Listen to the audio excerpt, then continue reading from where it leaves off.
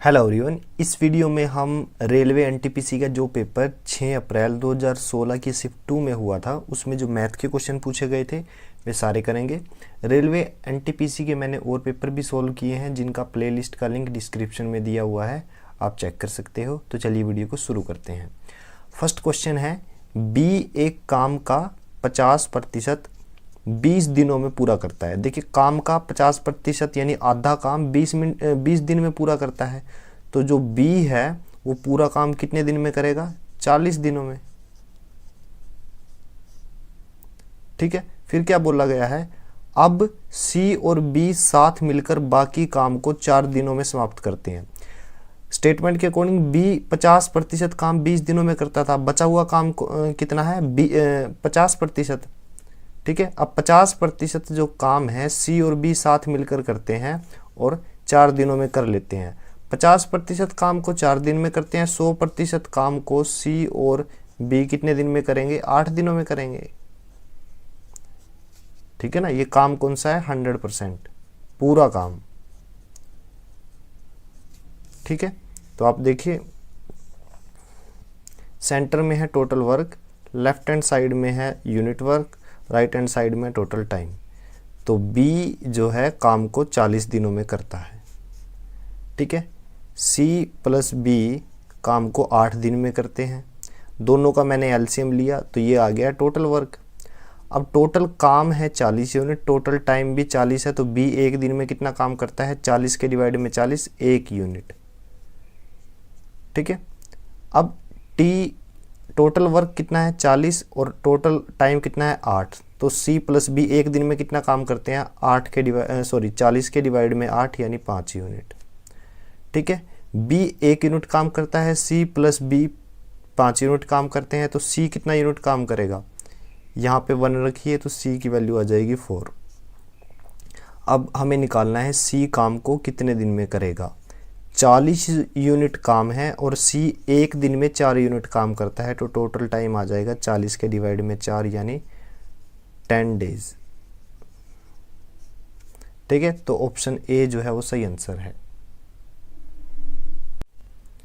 Next question है, के L के साथ एक निश्चित दूरी को 3 किलोमीटर प्रति घंटा की गति से तय करता है। यहाँ से यहाँ तक की दूरी है, कुछ ना कुछ होगी, तो गति क्या है? 3 किलोमीटर पर हावर। ठीक है ना, किसके साथ? यानी के जो है एल के साथ तय करता है। ठीक है, फिर उसके बाद एम के साथ 6 किलोमीटर प्रति घंटा की गति से, यानी यहाँ से अब नेक्स्ट जो दूरी है वो एम के साथ तय करता है। गति कितनी है? 6 किलोमीटर पर हावर। ठीक है, तो ए बी सी। ठीक है, ए से सी तक की कुल डिस्टेंस उसने कितनी कवर की? 27 किलोमीटर की दूरी 7 घंटे में पूरी की। यानी ए और सी की टोटल लेंथ कितनी है? 27 किलोमीटर और टोटल टाइम क्या है? 7 आवर। ठीक है, तो एम के साथ तय की गई दूरी ज्ञात कीजिए, यानी ये डिस्टेंस बी सी की लेंथ हमें कैलकुलेट करनी है।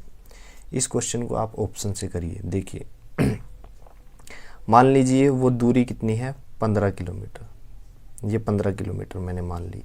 ठीक है, तो ये कितनी आएगी? 12 किलोमीटर। टोटल लेंथ 27 है। अब देखिए, 3 किलोमीटर में 1 घंटा लग रहा है, तो 12 किलोमीटर में कितने घंटे लगेंगे? 4 घंटे। तो ये ए से बी तक आने में 4 घंटे लगे। बी से सी तक जाने में कितना टाइम लगेगा? 6 किलोमीटर में 1 घंटा, तो 15 में कितने लगेंगे? 15 के डिवाइड में 6।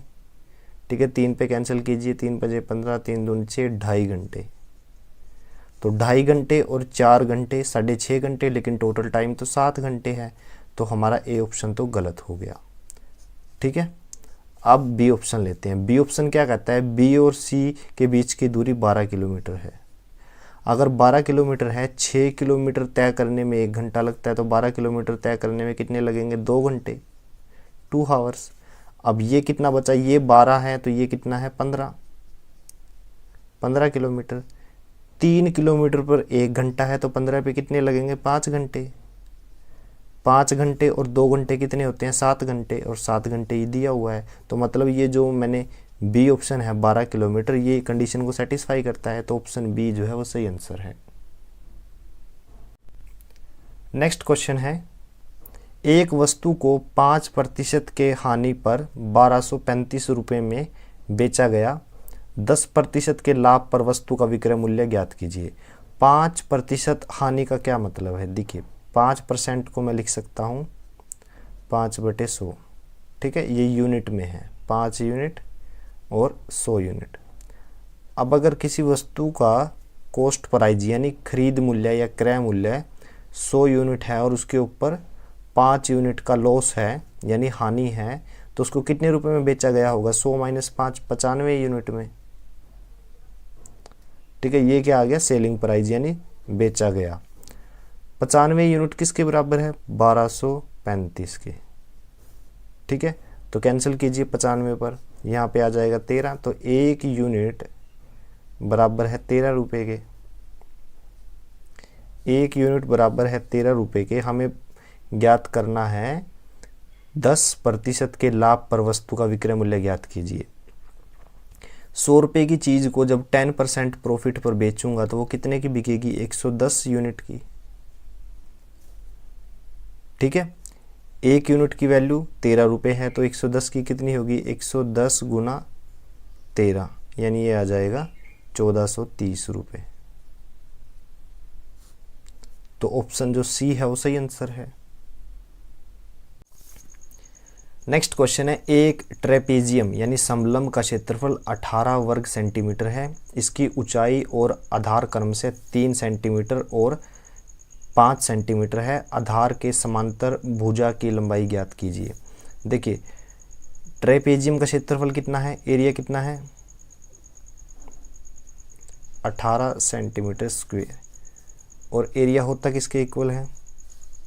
ये ए है, ये बी है, ये लेंथ यानी ऊंचाई एल है, तो एरिया इक्वल होता है ए + बी, ये जो पैरेलल साइड है उनका जोड़, और डिवाइड में 2 × हाइट, ठीक है। तो ये 2 इधर मल्टीप्लाई में जाएगा 36। ए यानी ऊंचाई की वैल्यू कितनी दी गई है? 3 और 5 सेंटीमीटर, ठीक है। तो एक साइड 5 दी गई है, ठीक है, दूसरी निकालनी है, इनटू लेंथ, ये जो ऊंचाई है उसकी वैल्यू कितनी दी गई है? 3, ठीक है। तो ये 3 से कैंसिल हो जाएगा, 12 आएगा। तो बी की वैल्यू क्या आई? बी की वैल्यू आई है 5, इधर सब्ट्रैक्ट होगा, 12 में से 5 घटाइए तो आएगा 7। तो ऑप्शन जो डी है वो सही आंसर है।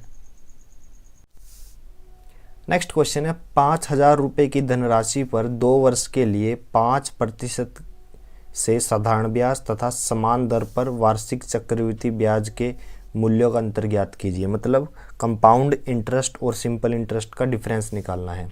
तो प्रिंसिपल क्या है यानी मूलधन 5000 रुपये है, ठीक है। 5% का मतलब क्या होता है? 5% का मतलब होता है 1/20, मतलब 5/100, 5 से कैंसिल होगा 1/20। टाइम कितना दिया गया है? 2 वर्ष, ठीक है। तो 5000 रुपये पर 5% यानी इसका 1/20, पहले साल में कितना ब्याज मिलेगा? 5000 का 1/20वां भाग कितना होता है? वो होता है भाई 250, ठीक है। फिर से 5000 रुपये पर 5% यानी इसका 1/20वां भाग कितना होता है? 250 यानी 250, ठीक है। अब सेकेंड ईयर में 5000 के ऊपर तो लग गया, अब सेकेंड ईयर में इस ब्याज के ऊपर भी ब्याज लगेगा, कितना? 5% यानी इसका 1/20वां भाग, तो वो कितना होता है? 12.5। अब हमें डिफरेंस निकालने के लिए बोला है। साधारण ब्याज तो वो होता है जो दोनों साल इक्वल लगे, जो प्रिंसिपल है उस पर दोनों साल इक्वल लगे, तो 250 और 250 500, ठीक है। और कंपाउंड इंटरेस्ट क्या होता है? कंपाउंड इंटरेस्ट में वो अमाउंट भी ऐड होती है जो ब्याज के ऊपर लगी हुई है, तो ये सारा क्या है? कंपाउंड इंटरेस्ट, ठीक है। हमसे डिफरेंस पूछा है, कंपाउंड इंटरेस्ट में से ये जो सिंपल इंटरेस्ट है ये काट दूं तो डिफरेंस कितना आएगा 12.5। तो ये जो है वो क्या है डिफरेंस।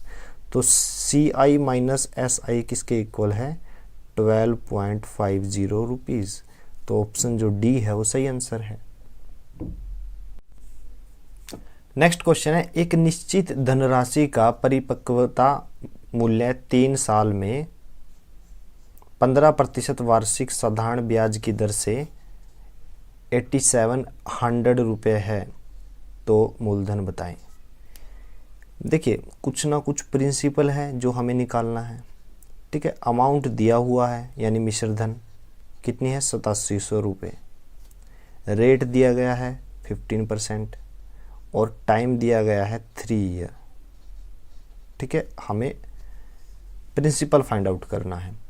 प्रिंसिपल मान लीजिए 100 रुपये है या 100 यूनिट है, 100 यूनिट मान रहा हूँ। तो 100 यूनिट है तो एक साल में उस पर कितना ब्याज मिलेगा, सिंपल इंटरेस्ट 15% है यानी 100 रुपये पे 15 यानी 15% का मतलब 15 रुपये मुझे इंटरेस्ट मिलेगा एक साल में।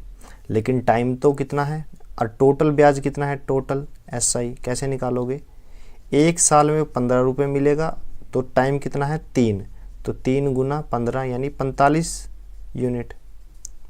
मुझे ब्याज मिला 3 साल में 45 यूनिट। मैंने मूलधन यानी प्रिंसिपल मानना कितना था 100 यूनिट, तो मेरा अमाउंट कितना आ जाएगा, अमाउंट आया, अमाउंट मतलब मिश्रधन कितना आया 145 यूनिट। बट एक्चुअल में अमाउंट कितना दिया हुआ है 87 दिया हुआ है। ठीक है, अब ये क्या है 29 से कैंसिल होता है, 29 पंजा 145। ठीक है, और यहाँ पे 29 तिया 87 00, फिर 5 से कैंसिल होगा, 5 एकम 5, 1 यूनिट बराबर आ जाएगा 60 रुपये के। ठीक है, हमसे P फाइंड आउट करने के लिए बोला है, P है 100 यूनिट, 1 यूनिट की वैल्यू 60 रुपये है, तो 100 यूनिट की कितनी आएगी 6000 रुपये। तो ऑप्शन जो B है वो सही आंसर है। नेक्स्ट क्वेश्चन है दो संख्याओं का अनुपात 4:3 है तथा उनका HCF 8 है, उनका LCM ज्ञात कीजिए। तो संख्याओं का अनुपात कितना है 4:3। ठीक है, अब आप इनमें देखिए कॉमन क्या है, कॉमन है इसमें 1 मतलब HCF, मतलब इनका HCF क्या है। अगर दो संख्याओं का अनुपात देखूं मैं 4 और 3 तो उनमें एक कॉमन है, बट एक्चुअल में HCF कितना दिया गया है 8। ठीक है ना, तो 1 यूनिट की वैल्यू कितनी आएगी 8। तो पहली संख्या कितनी है 8 चौक 32, दूसरी संख्या कितनी है 8 तिया 24। ठीक है, हमने ये एक्चुअल में जो दो संख्याएं थी वो दोनों की दोनों फाइंड आउट कर ली।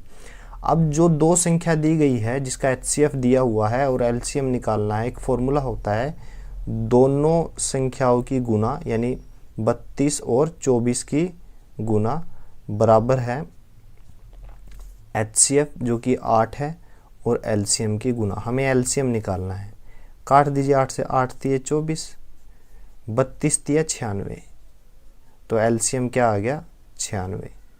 तो ऑप्शन जो B है वो सही आंसर है। नेक्स्ट क्वेश्चन है एक वस्तु को 15% के लाभ पर 920 रुपये में बेचा गया, 20% के लाभ पर वस्तु का विक्रय मूल्य ज्ञात कीजिए। अब देखिए 15% का मतलब क्या है, 15% का मतलब है 15 यूनिट डिवाइड में 100 यूनिट। ठीक है, मतलब अगर किसी वस्तु का कॉस्ट प्राइस या क्रय मूल्य 100 यूनिट है और उस पर 15 रुपये का हमें प्रॉफिट हो रहा है, तो हमने उसको कितने का बेचा 115 यूनिट में। ठीक है, बट एक्चुअल में उसको कितने का बेचा है 920 रुपये में। ठीक है, तो 15 से कैंसिल कीजिए, 15 8 920, यानी 1 यूनिट की वैल्यू कितनी आ जाएगी 8 रुपये। ठीक है, अब मुझसे पूछा गया है, हमसे पूछा गया है कि वस्तु को 20% के लाभ पर बेचने पर विक्रय मूल्य क्या रहेगा। 100 रुपये की वस्तु थी, ठीक है, जब 15% लाभ हुआ तो 115 में बेचा, लेकिन अगर 20% लाभ कमाना है 100 रुपये के ऊपर तो उसको 120 यूनिट में बेचना पड़ेगा। 100 रुपये की चीज़ को 120 में बेचेंगे तभी तो 20% लाभ होगा। तो 120 यूनिट किसके बराबर है? 120 गुना 1 यूनिट की वैल्यू 8 है, तो 120 गुना 8 960, ठीक है, रुपये। तो ऑप्शन जो सी है वो सही आंसर है। नेक्स्ट क्वेश्चन है, ए का भाग बी के भाग से 2 गुना है, यानी ए किसके बराबर है? 2b के, जिसका भाग सी के भाग से 3 गुना है, मतलब बी का जो भाग, ठीक है ना, बी के बारे में बात थी, अब बी का भाग सी के भाग का 3 गुना है, ठीक है। अगर ये बी की वैल्यू मैं यहाँ पे रख दूँ तो ए किसके बराबर आएगा? सी के भाग के 6 गुना के, ठीक है। अब बोला क्या गया है? 1800 रुपये उनके अनुपात के हिसाब से दिए जाते हैं, बी का भाग बताइए। यानी ए प्लस बी प्लस सी, तीनों को 1800 रुपये दिए गए। ए की वैल्यू क्या आई? ए की वैल्यू अगर मैं सी की टर्म में निकालूं तो ए की वैल्यू 6c है, और बी की वैल्यू क्या है? 3c, और यहाँ पे सी है, तो 1800 के ये इक्वल है। 6 और 3 9 और 1 10, 10c की वैल्यू है 1800, सी की वैल्यू क्या आएगी? 180, ठीक है। हमें क्या निकालनी है? बी की वैल्यू। बी सी की वैल्यू क्या आई? 180, तो बी की वैल्यू क्या आएगी? 3 गुना 180 यानी 540 रुपये। तो ऑप्शन बी जो है वो सही आंसर है। नेक्स्ट क्वेश्चन है, प्रथम 11 प्राकृतिक संख्याओं का मीन ज्ञात करें, यानी फर्स्ट 11 नेचुरल नंबर का क्या करना है? हमें मीन फाइंड आउट करना है, ठीक है। जब प्राकृतिक संख्याएं यानी 1 2 3 n तक, ठीक है, n तक हो, तो हमें उसका अगर मीन निकालना हो तो आप कैसे निकालोगे? फर्स्ट और लास्ट टर्म को आप ऐड कर दीजिए, n + 1, और उसको 2 से डिवाइड कर दीजिए, यही आपका मीन है। अब क्या बोला गया है? 1 से 11 तक की संख्याओं का हमें मीन निकालना है, तो 1 और 11 को जोड़ूंगा, 2 से डिवाइड करूंगा तो क्या आएगा? 11 और 1 12 डिवाइड में 2 यानी 6। तो प्रथम 11 प्राकृतिक संख्याओं का माध्य यानी मीन क्या है? 6। तो ऑप्शन बी जो है वो सही आंसर है। नेक्स्ट क्वेश्चन है, एक आयत की एक भुजा 12 मीटर तथा इसका विकर्ण 13 मीटर है, तो इसका क्षेत्रफल ज्ञात कीजिए। एक रेक्टेंगल है, ठीक है, एक साइड क्या है? 12 मीटर, और जो विकर्ण है यानी डायगोनल कितना दिया हुआ है? 13 मीटर, ठीक है। एरिया फाइंड आउट करने के लिए मुझे इसकी वैल्यू निकालनी पड़ेगी। ये कोण कितना है? एंगल यानी 90 डिग्री, ठीक है। ये मान लीजिए x, तो पाइथागोरस थ्योरम अप्लाई करके मैं ये वैल्यू निकाल सकता हूँ। ये वैल्यू कैसे निकालोगे? ये x = इसका स्क्वायर करिए माइनस फिर बेस का स्क्वायर √, ठीक है ना। ये पाइथागोरस थ्योरम अप्लाई की है। x = 169, 13 का स्क्वायर और 12 का स्क्वायर 144, तो x √ में क्या आ जाएगा? 25, तो x की वैल्यू आ जाएगी 5 मीटर।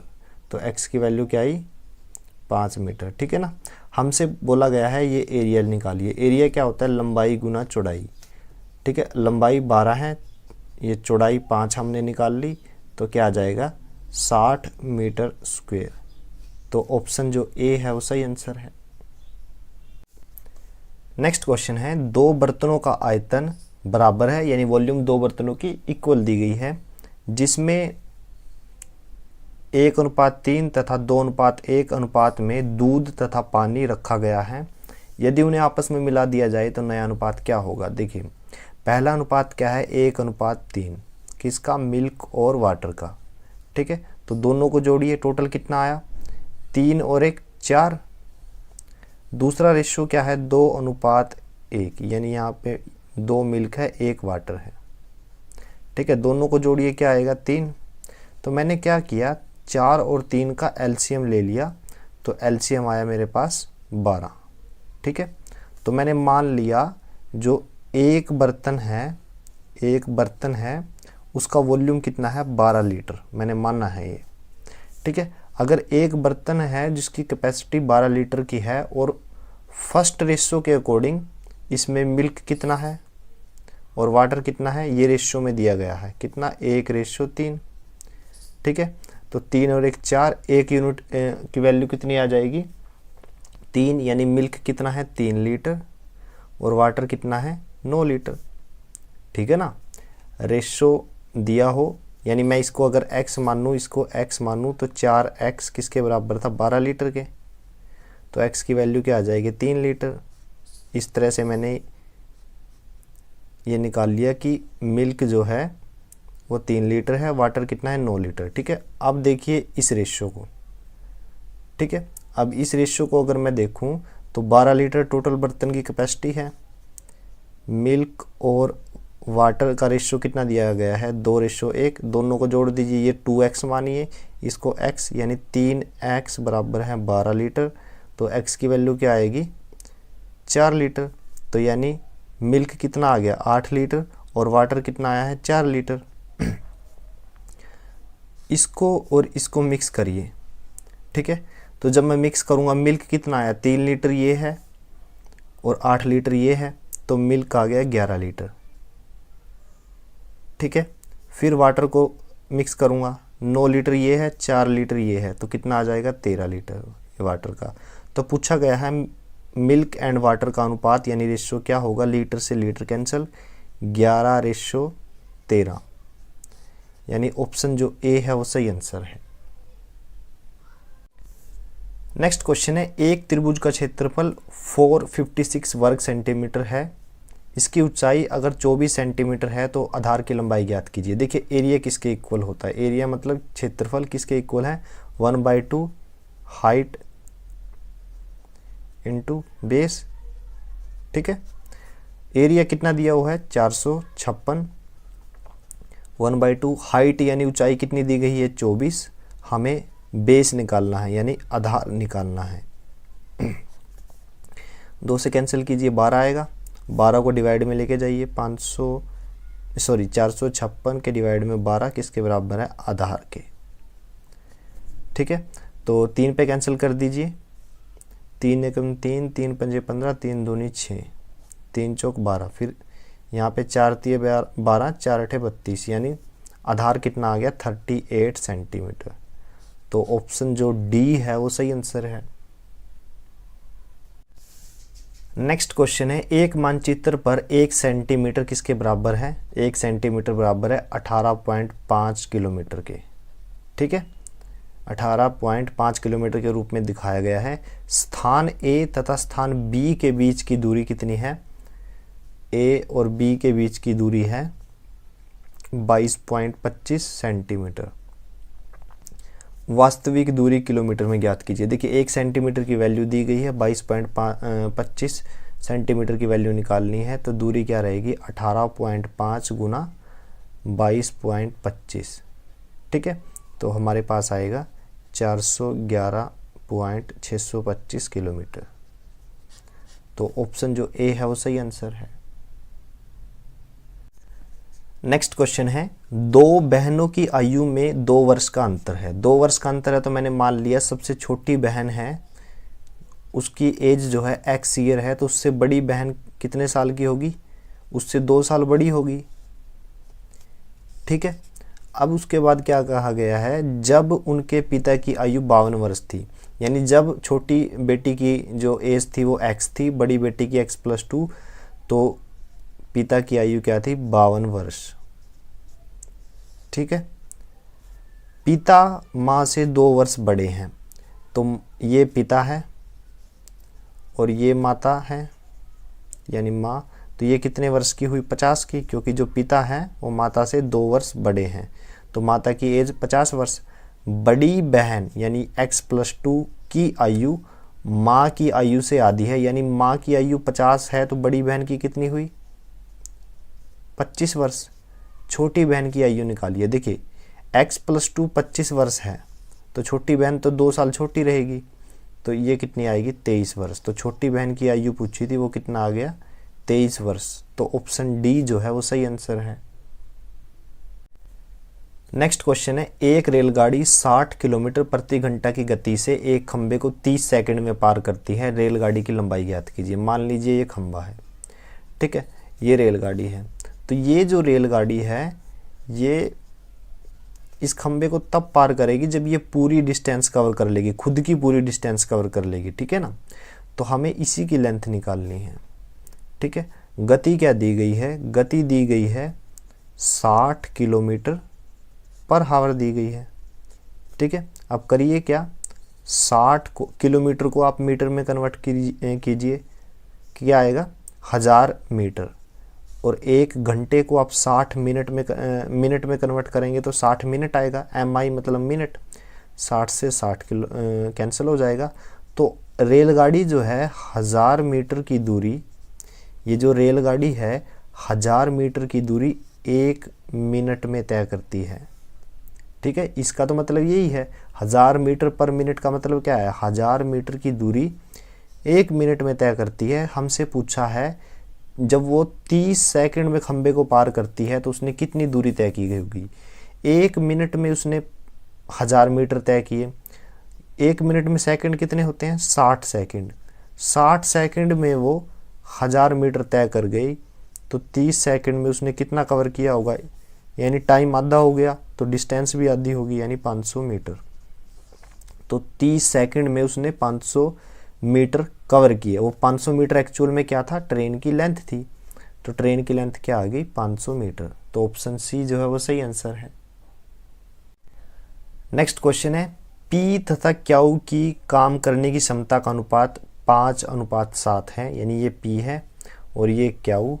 तो वर्क का जो रेशो दिया गया है 5:7 है, ठीक है। हमसे पूछा गया है एक काम को समाप्त करने के लिए उनके द्वारा लिए गए दिनों का अनुपात ज्ञात कीजिए। हमेशा याद रखें जो रेशो वर्क का होता है, ठीक है, उसके रिवर्स टाइम का रहेगा। यानी पी अगर एक दिन में 5 यूनिट काम करता है और क्यू 7 करता है तो टाइम का रेशो उलट जाएगा, यानी 7:5 हो जाएगा। तो टाइम का रेशो पूछा है वो क्या रहेगा, 7:5। ऑप्शन ए जो है वो सही आंसर है, क्योंकि टाइम और वर्क का जो रेशो होता है ऑपोजिट होता है, ठीक है ना। वर्क का दिया है तो टाइम का निकाल सकते हैं, टाइम का दिया है तो वर्क का निकाल सकते हैं। तो ए ऑप्शन हमारा सही आंसर है। नेक्स्ट क्वेश्चन है, अब देखिए हमें एक फॉर्मूला पता होता है, ए स्क्वेयर माइनस बी स्क्वेयर किसके इक्वल होता है, ए प्लस बी, ए माइनस बी, ठीक है। इस क्वेश्चन में ए मैंने मान लिया 525 प्लस 252 और बी मैंने मान लिया 525 माइनस 252, ठीक है। तो आप देख सकते हो ए स्क्वेयर माइनस बी स्क्वेयर का फॉर्मूला बन गया। न्यूमिनेटर की बात कर रहा हूँ, डिनोमिनेटर में तो 525 गुना 252 है, ठीक है ना। तो अब आप देखिए, तो इसको कैसे सोल्व करूँ, इस ऊपर वाली टर्म को एक बार जोड़िए, एक बार घटाइए, दोनों की गुना कीजिए, यानी ए प्लस बी, यानी 525 प्लस 252 प्लस 525 माइनस 252, ये एक बार जोड़ कर दिया गुना में, फिर अब घटाऊंगा 525 प्लस 252, अब माइनस आएगा तो इसके निशान चेंज होंगे, 525 माइनस का हो जाएगा, 252 क्या हो जाएगा, पॉजिटिव। और डिवाइड में क्या था, डिवाइड में था 525 गुना 252, ठीक है। 252 से कैंसिल हो गया और 525 से, ठीक है ना। एक और एक ये 2 बार हैं तो इसको मैं 2 गुना 525 लिख सकता हूँ। एक और एक 2 बार है ये, तो इसको मैं लिख सकता हूँ 2 गुना 252 और डिवाइड में क्या है 525 गुना 252। तो ये इससे कैंसिल, ये इससे 525, ठीक है ना। 525 से 525 कैंसिल, 2 दूनी 4, तो 4 जो है यानी ऑप्शन बी जो है वो सही आंसर है। नेक्स्ट क्वेश्चन है, इस इक्वेशन को हमें सोल्व करना है। यहाँ पे क्वेश्चन मार्क की वैल्यू फाइंड आउट करनी है, तो ये नेगेटिव में इधर आके पॉजिटिव में हो जाएगा, ये सारी टर्म राइट हैंड साइड में पॉजिटिव में इधर आके नेगेटिव होगी। तो 9876 में हमें 34.567 जोड़ना है, तो क्या आएगा 5 6 7, 6 और 4 10, एक कॉमन यहाँ पे 7 और 1 8 और 3 11, फिर एक कॉमन 9 एंड फिर 9, ठीक है। अब ये जो टर्म है इधर आएगी नेगेटिव हो जाएगी, यानी 9908.221 हमें सब्ट्रैक्ट करना है। ठीक है, 7 - 1 6, 6 - 2 4, 5 - 2 3 और यहाँ पे 10 - 8 2, तो 2.346 ऑप्शन डी जो है वो सही आंसर है। नेक्स्ट क्वेश्चन है a + b + c बराबर है 6, a² b² c² बराबर है 14, a × b + b × c + c × a का जो सम आएगा उसकी वैल्यू हमें निकालनी है। देखिए a + b + c का जो स्क्वायर होता है उसका फॉर्मूला क्या है, a² + b² + c² + 2ab + bc + ca, ये फॉर्मूला होता है। अब जो दिया हुआ है वो पुट कीजिए। इसकी वैल्यू 6 दी गई है तो 6 का स्क्वायर करूँगा 36। इसकी वैल्यू कितनी दी गई है 14 + 2ab + bc + ca, ये वैल्यू फाइंड आउट करनी है। तो ये क्या होगा, लेफ्ट हैंड साइड में जाएगी, माइनस में हो जाएगा। ठीक है, तो क्या आएगा 22 = 2 × ab + bc + ca।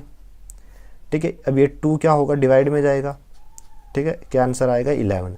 तो ए बी बी सी और सी ए का जो सम आएगा उसकी वैल्यू कितनी है 11, तो ऑप्शन बी जो है वो सही आंसर है। नेक्स्ट क्वेश्चन है साइन थीटा बटे कोस थीटा गुना कोटेंजेंट थीटा डिवाइड में कोसिकेंट थीटा को सरल कीजिए। डिवाइड में क्या है, देखिए sine theta by cos theta किसके इक्वल है, cotangent theta by cosecant theta. ठीक है, ये कोसिकेंट थीटा है। तो साइन थीटा और कोटेंजेंट थीटा किसके इक्वल होते हैं, टेंजेंट थीटा के। टेंजेंट थीटा गुना कोटेंजेंट थीटा, और ये क्या है कोसिकेंट थीटा, ऊपर जाएगा तो साइन थीटा बन जाएगा गुना में। तो कोटेंजेंट थीटा और टेंजेंट थीटा एक दूसरे के रिवर्स होते हैं तो कैंसिल हो जाएगा, ये एक आएगा इन दोनों की जगह। तो आंसर क्या आया साइन थीटा। तो ऑप्शन बी जो है वो सही आंसर है। नेक्स्ट क्वेश्चन है a - 4 का क्यूब का विस्तार कीजिए। देखिए a - b का क्यूब, इसका फॉर्मूला क्या होता है, a का क्यूब माइनस b का क्यूब माइनस 3a² + 3ab²। ठीक है, ये फॉर्मूला है, बस b की जगह अब आप 4 रख दीजिए। तो a की क्यूब 4 का क्यूब माइनस 3a² × 4 + 3a 4 का स्क्वायर। अब यहाँ पे क्या आएगा, a का क्यूब, 4 का क्यूब कितना होता है 64 माइनस 4 × 12 a², 4 चौक 16, 16 × 48 a। ठीक है, अब पावर के अकॉर्डिंग लिखो, 3 जिसकी पावर सबसे ज़्यादा है सबसे आगे, फिर स्क्वायर वाली 12a², फिर 48a - 64। ठीक है, तो a³ और उसके बाद 12a² + 48a - 64, ऑप्शन डी जो है वो सही आंसर है। नेक्स्ट क्वेश्चन है 22x - 40 that is equal to 207 + 3x। 22x - 40 that is equal to 207 + 3x। आप करिए क्या, 3x को लेफ्ट हैंड साइड में लेके आओगे तो माइनस का हो जाएगा, 22 - 3x 19x। ठीक है, ये क्या है 207, ये 40 राइट हैंड साइड में जाएगा तो प्लस का हो जाएगा, 247 आ जाएगा। x की वैल्यू क्या है 247 डिवाइड में 19, 19 से कम 19, 19 × 57, तो x की वैल्यू क्या आ जाएगी 13। x की वैल्यू फाइंड आउट करनी थी, तो ऑप्शन बी जो है वो सही आंसर है। नेक्स्ट क्वेश्चन है 2 cos थीटा इक्वल है √3 के, cos theta into tangent theta की वैल्यू निकालिए। देखिए cos थीटा किसके इक्वल है √3, यहाँ पे 2 था डिवाइड में चला गया। ठीक है, cos theta is equal to √3/2, ये वैल्यू होती है 30 डिग्री पर। ठीक है ना, cos की ये वैल्यू 30 डिग्री पे होती है, तो थीटा की वैल्यू क्या आ जाएगी 30 डिग्री। ये वैल्यू क्या करिए इस इक्वेशन में पुट कर दीजिए। अब cos 30 तो √3/2 होता है, या फिर ये कह लीजिए cos थीटा की वैल्यू तो दी गई है, cos थीटा बराबर √3/2, ये तो दिया हुआ है, इनटू टेंजेंट थीटा था, थीटा की वैल्यू 30 है, ठीक है ना। तो टेंजेंट 30 किसके इक्वल होता है, 1/√3 के। √3 से √3 कैंसिल, तो इस पूरी इक्वेशन की वैल्यू क्या आई है, 1/2। तो ऑप्शन जो डी है वो सही आंसर है।